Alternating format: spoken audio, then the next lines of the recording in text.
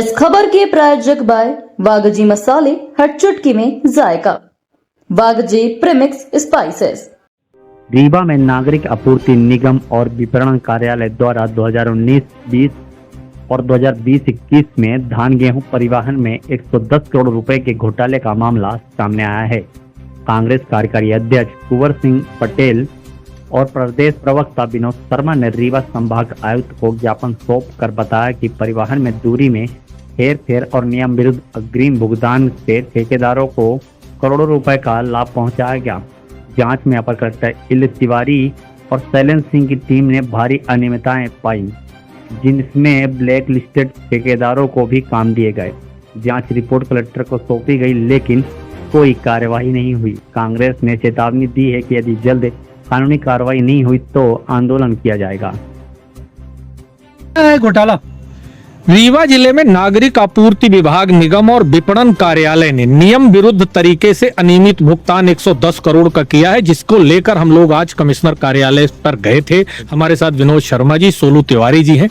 इसका मामला इस प्रकार है कि जिला आपूर्ति निगम, नागरिक आपूर्ति निगम नान और विपणन के अधिकारियों ने रीवा जिले के सोसाइटी से गोदामों की दूरी अधिकतम दूरी दिखाकर, उदाहरण के तौर पर यदि रीवा से कलेक्टेड 2 किलोमीटर है तो इसकी 20 किलोमीटर दूरी दिखाकर इस प्रकार 129 सोसाइटियों से गोदामों में ले जाने का पैसा दूरी डबल दिखाकर भुगतान किया है। नियम इसका यह है कि सैटेलाइट से आप दूरी तय करिए और पीडब्ल्यूडी का इंजीनियर इसको प्रमाणित करेगा।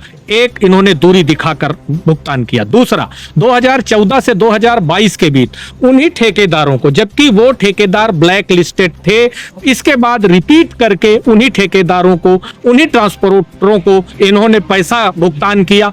तीसरी बात, एडवांस पैसा भुगतान करने का किसी प्रकार का कोई कानून नहीं है। मध्य प्रदेश सरकार का एक स्टेट कॉर्पोरेशन लिमिटेड का कानून है कि आप किसी प्रकार की कोई अग्रिम राशि भुगतान नहीं करेंगे। इसके बावजूद उन्हीं ठेकेदारों को, इन्हीं 24 अधिकारियों ने, 24 अधिकारी नान के मिलकर, अधिकारी कर्मचारी सारे लोग मिलकर उन्हीं ट्रांसपोर्टरों को भुगतान किए। तीसरा, 54.4% अधिक SOR पर भुगतान किया। और चौथा मामला है, जैसे रीवा से छतरपुर की दूरी 250 किलोमीटर है, तो इसको इसी कागज में कहीं 500 किलोमीटर, कहीं रीवा से छतरपुर 650 किलोमीटर और कहीं रीवा से छतरपुर 700 किलोमीटर। तो इस प्रकार रीवा जिले में, और चौथा और आखिरी है कि बिना टेंडर के उन्हीं ट्रांसपोर्टरों को एडवांस राशि भुगतान किया गया है। हम आपके सामने ये बात रखना चाहते हैं कि रीवा जिले के अंदर जब 2014 से 2022 तक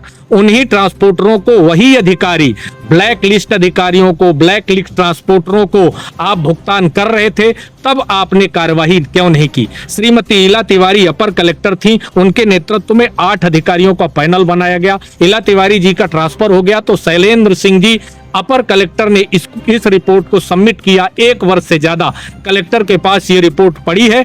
110 करोड़ जनता के पैसे का हिसाब कहां गया और इसको खाया कौन?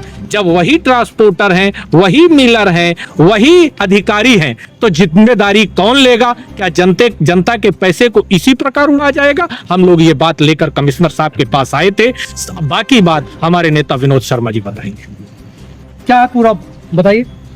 देखिए, नान विभाग में एक ऐसा घोटाला रीवा में ऐसा लगने लगा है कि न यहाँ कोई कानून है, न यहाँ कोई नियम। अंधेर नगरी चौपट राजा, टके शेर भाजी, टके शेर खाजा।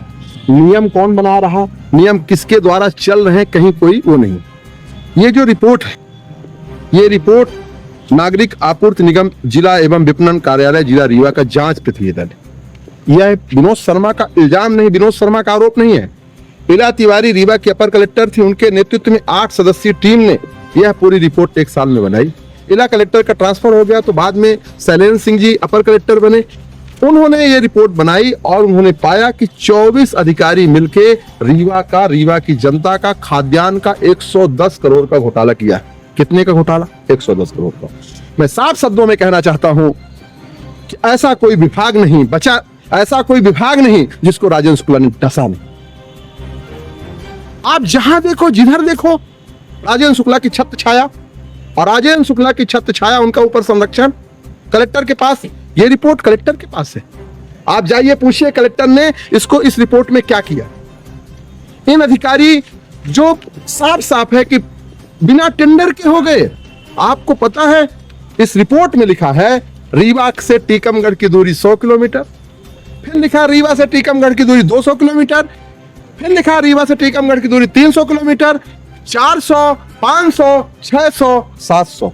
जो मन में आए लिखे जा रहे हैं, जो मन में आए बोले जा रहे हैं, जो मन में आए किए जा रहे हैं। कितनी है किलोमीटर, एग्जैक्ट कितनी है? आप सब जानते हैं रीवा से टीकमगढ़ कितने किलोमीटर है, हमको बताने की जरूरत नहीं है। बात सिर्फ ये है कि भ्रष्टाचार कैसे है। यदि यहाँ से कलेक्ट्रेट की दूरी 500 मीटर है तो ये लोग लिख रहे हैं कि कमिश्नरी ऑफिस से 500 किलोमीटर, 50 किलोमीटर। इस प्रकार से जो घोटाले हैं, ये खाद्यान्न का घोटाला, जिसको लेके बड़ी बड़ी बातें कि 80 करोड़ लोग इस खाद्यान्न पे डिपेंड। उन 80 करोड़ लोगों का खाना वो 80 करोड़ नहीं पा रहे लोग। कौन खा रहा? ये अधिकारी खा रहे। ठीक है, इसमें 24 लोगों के नाम है, 24 लोगों के नाम। वही व्यक्ति ब्लैक लिस्टेड जो कंपनी हो जाती है, जो ट्रांसपोर्टर ब्लैक लिस्टेड हो गए, उन्हें को बार बार काम, ब्लैक लिस्टेड को एडवांस में पेमेंट नहीं देना है, नियम है। किसके इशारे पे दे दिया? तो मैं तो यही कहता हूं कि रीवा में थोड़ी सी एक गिट्टी भी होती है, उसका क्रेडिट राजेंद्र शुक्ला लेते हैं। तो इन भ्रष्टाचारियों की क्रेडिट और इनका संरक्षण कौन लेगा? मैं नहीं मानता कि इसकी जिम्मेदारी मोहन यादव की, मैं नहीं मानता इसकी जिम्मेदारी शिवराज सिंह चौहान की है। मैं ये जानता हूं और मानता हूं कि इसकी जिम्मेदारी और इसका संरक्षण राजेंद्र शुक्ला के है। और राजेंद्र शुक्ला जी कहते नहीं है तो अपना वो मुख बोले। 136 करोड़, 188 करोड़, आज ये तीसरा 110 करोड़, 42 करोड़ नगर निगम, स्वास्थ्य विभाग का घोटाला। एक दिन ऐसा कोई ना हो, यदि मैं डेली आपके सामने यहाँ खड़ा हो जाऊं, डेली प्रतिदिन आऊं, तो दिन कम पड़ जाएंगे, राजेंद्र शुक्ला के घोटाले कम नहीं पड़ेंगे। और किसको लूट रहे हो? रीवा की जनता को। वो रीवा की जनता जो तुमको 5 बार से रीवा का विधायक बनाई, आज उप मुख्यमंत्री बना दी, अपने सर में बैठा दी। तो आज जिसने आपको सर में बैठाया उसको आप इस तरह से लूट रहे हो, इसका हिसाब रीवा की जनता लेगी। रीवा की जनता मूर्ख नहीं है। रीवा की जनता को पता नहीं था कि तुम इतने बड़े घोटालेबाज हो।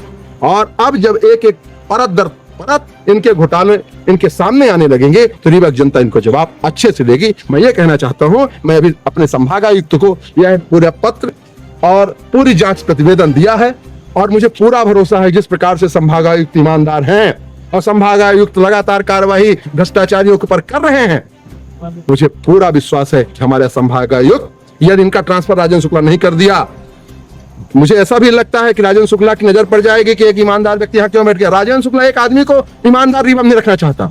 यदि ये कमिश्नर रह गए तो मैं आपसे वादा करता हूं, आप देखना ये भ्रष्टाचारी भी जेल के सलाखों में होंगे और इनका निलंबन होगा। मैं यही कहना चाहूंगा।